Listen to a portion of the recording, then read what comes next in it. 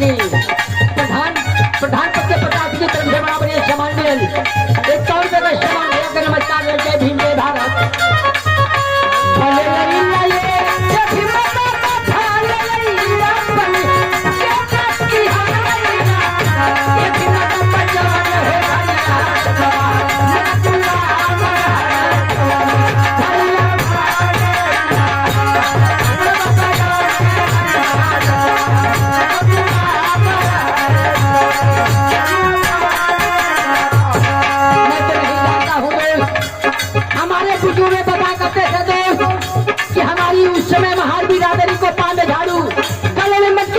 लटका दिया जाता था। ठंड हो बाबा साहब, जब बाबा साहब स्कूल में पढ़ने जाते थे उनके लिए दरवाजा बंद कर दिया जाता था।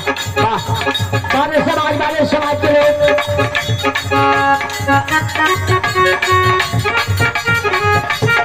आवाज का चिरागन यही हो भैया। भैया तो ये ना बतिया हम जानता नहीं, बताने वाले बताते हैं। या हमारे बड़े बहुत अच्छे कलाकार प्रोफेसर साहब की तरफ से,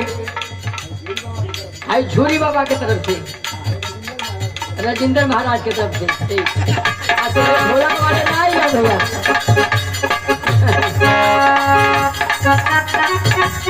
क्या बात है। राजकुमार महाराज की तरफ से धन्य हो, आप कहीं रहे अपने टीम के साथ, हमेशा खुशहाल रहे। यह हम को हमेशा आपके दुआ भी हल जाए। मैं नहीं जानता, हमें बताने वाले बताते हैं दोस्त।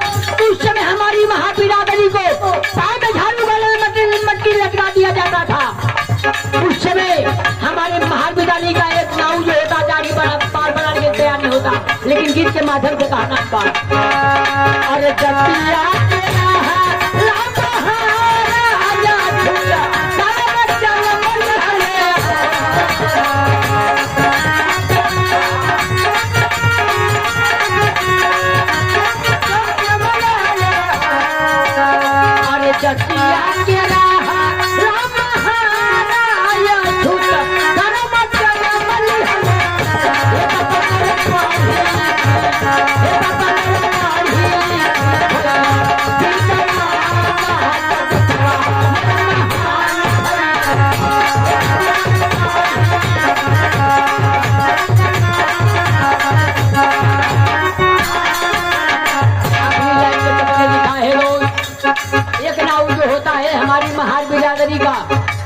दाढ़ी बाल बनाने के लिए इंकार कर देता था। धन्य हो समाज के लोग। बाबा साहब की देन है दोस्त। ये 1585 की लड़ाई है दोस्त। 1585 ढेर, ये 15 कम है, लेकिन क्या करवा।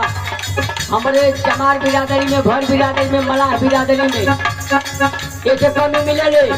गर्रा माटी करी है कुल 500 रुपया पे है तो 200 हो जाए जमा कर दिया। आपका ध्यान किधर है? 200 हो जाए जमा कर दिया। आज जब आधा रास्ता आई है तो कहे सारे मजा ना आई। ले 100 रुपया उठो लेके आओ। 200 रुपया घरे लेके जाइए। हाँ तो 200 रुपया में कतरी बेटी बेटे के पढ़ा लेबा का खा लेबा। नौआ पन्ना, अरे नौआ पन्ना में नहीं